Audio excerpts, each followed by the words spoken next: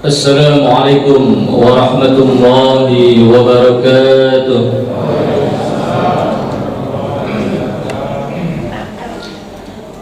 Daun salam di atas sumur, yang jawab salam hidupnya makmur.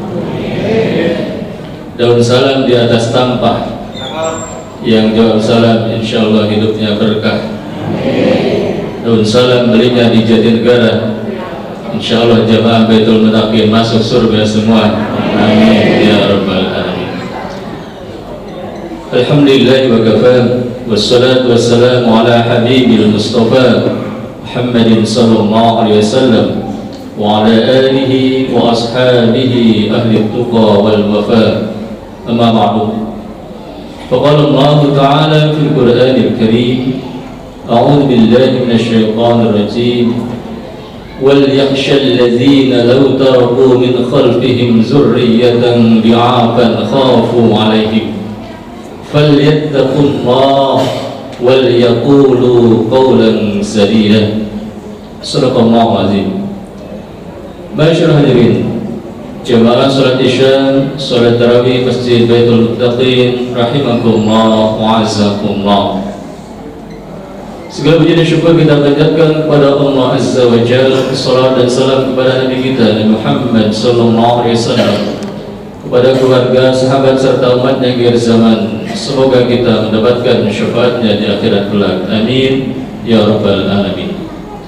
Jemaah yang dirahmati Allah Subhanahu wa taala, dari sahabat Rasulullah sallallahu alaihi wasallam Abdullah bin Mas'ud radhiyallahu anhu, beliau berkata, Anna Nabiya sallallahu alaihi wasallam kana yaqul, sungguhnya ada Rasulullah sallallahu alaihi wasallam, Rasul terbiasa membaca doa, dan insyaallah kami yakin jamaah Masjid Baitul Muttaqin hafal doa ini karena doanya pendek. Apa yang dibaca oleh Rasulullah SAW, apa yang dimohonkan oleh Rasulullah SAW kepada Allah Subhanahu wa taala, yang tentu ini menjadi pelajaran buat kita semua. Kita pun sebagai umatnya tentu mencontoh teladan Rasulullah SAW, kita mengamalkannya. Doanya, Allahumma inna nas'alukal huda wat tuqa wal afafa wal ghina. Hadis riwayat Imam Bukhari. Rasulullah SAW senantiasa berdoa dengan doa ini, memohon 4 hal kepada Allah Subhanahu wa taala. Allahumma inna nas'alukal huda. Yang pertama adalah mohon kepada Allah Subhanahu wa taala agar terus dibimbing dengan petunjuk Allah Subhanahu wa taala. Kemudian yang kedua, mohon kepada Allah Subhanahu wa taala at-tuqa, ketakwaan. Yang ketiga, al-afa, yaitu iffah. Iffah itu mampu menghindari dari hal-hal yang dilarang oleh Allah Subhanahu wa taala. Jangan sampai diri kita terjerumus kepada hal-hal yang dilarang oleh Allah Subhanahu wa taala. Iffah, menjaga kemuliaan, menjaga harkat martabat kita. Kemudian yang terakhir, yang keempat adalah al-ghina. Kita mohon kepada Allah Subhanahu wa taala kekayaan. Kira-kira yang dimaksud kekayaan di sini kaya harta apa kaya hati, Pak? Kaya harta boleh nggak? Boleh, ya. Karena apa? Ni'mal malus salih lirrajulis salih. Nikmatnya harta itu ada pada genggaman orang-orang yang soleh. Makanya Rasul sampaikan kepada kita semuanya, la ba'sa bil ghina liman ittaqa. Tidak mengapa orang bertakwa itu mempunyai kekayaan. Ini luar biasa. Tidak mengapa, ya. Dan Allah mengisyaratkan kepada kita semuanya agar kita menjadi orang-orang yang khawatir ketika kita wafat, kita meninggalkan generasi yang lemah secara agama, lemah secara tauhid, lemah secara fisiknya, lemah secara keilmuannya, dan juga lemah secara ekonominya.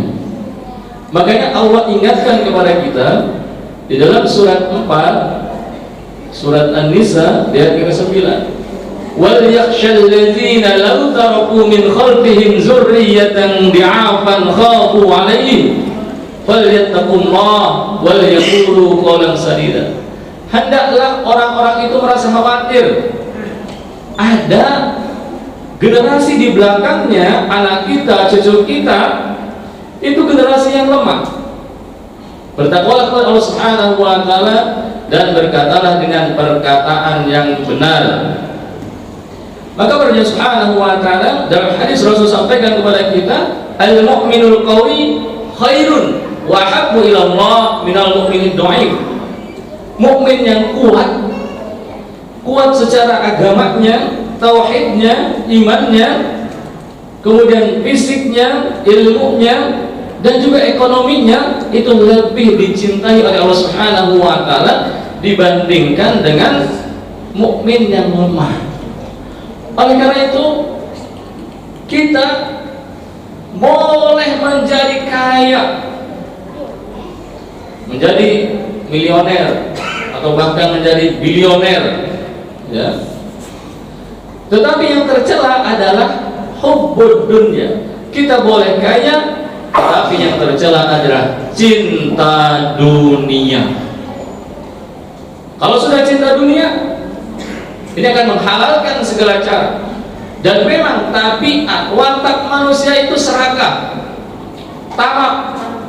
Makanya Rasul ingatkan kepada kita, laula libni adam wadiyan min dhahabin latamanna mislahu summa latamanna mislahu.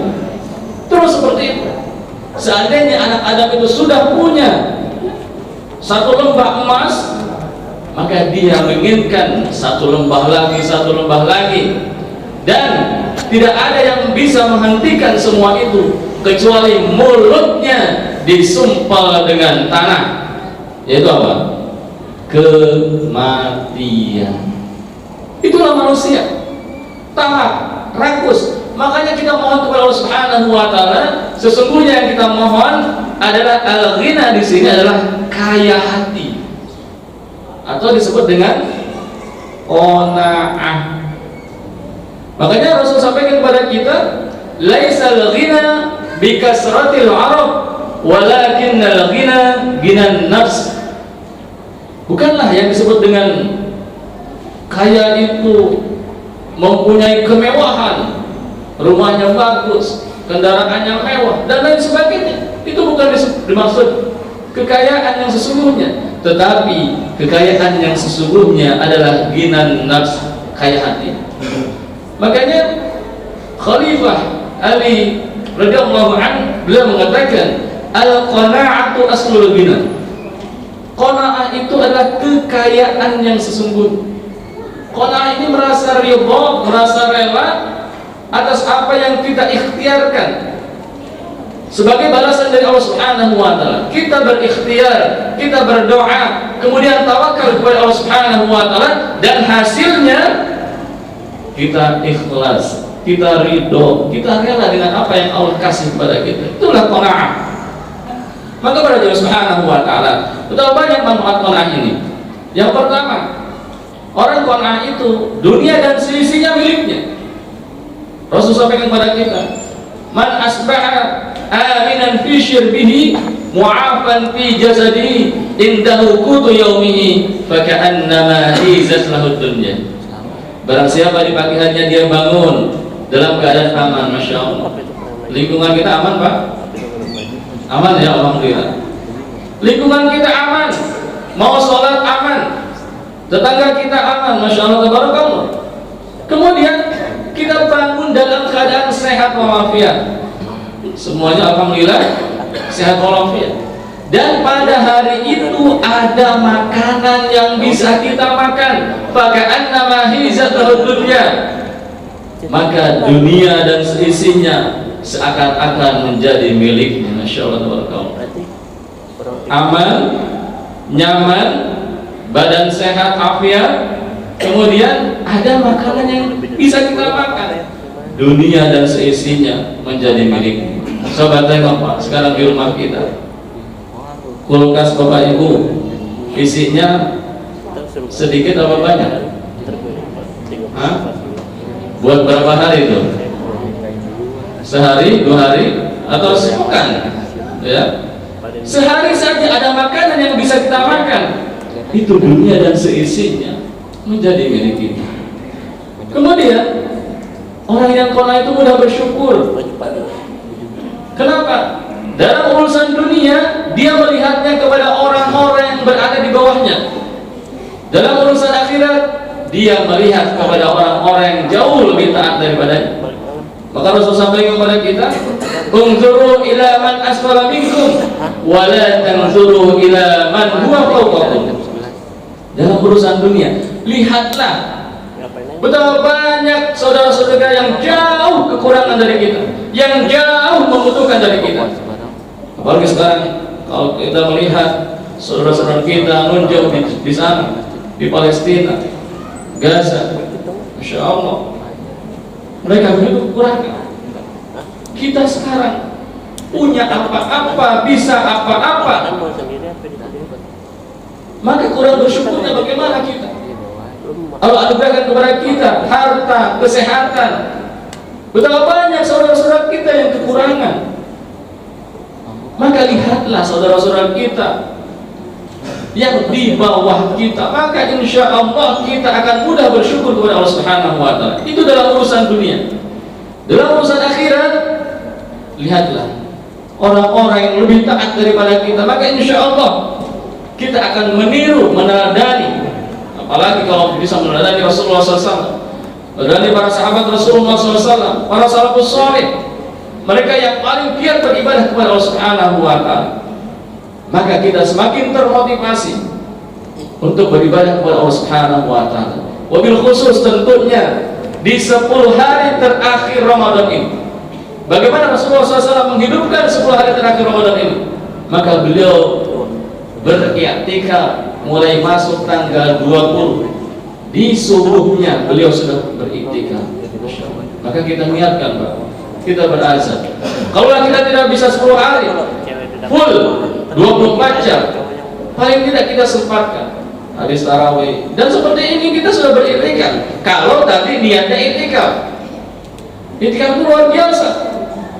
Kita nggak ngapain-ngapain aja Pak, itu malaikat bersolawat kepada kita. Masya Allah, luar biasa. Apalagi baca Al-Quran, tilawatul Quran, banyakin sholat, sholat apa? Sholat mutlak dan lain sebagainya. Itu luar biasa.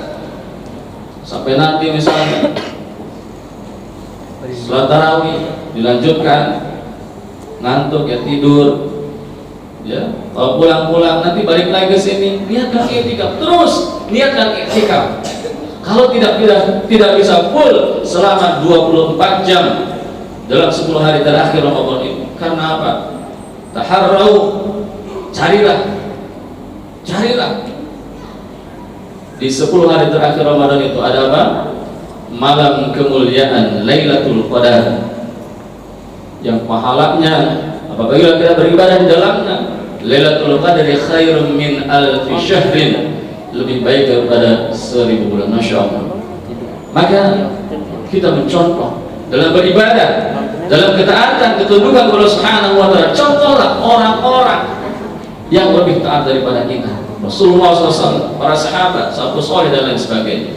Maka kepada Allah Subhanahu wa Ta'ala, Ramadan ini menjadi kita menjadi hamba-hamba Allah yang qanaah, yang rela, yang ridho atas apa yang Allah anugerahkan kepada kita. Mudah-mudahan taufik dari Allah Subhanahu wa Ta'ala senantiasa menyertai kita semuanya.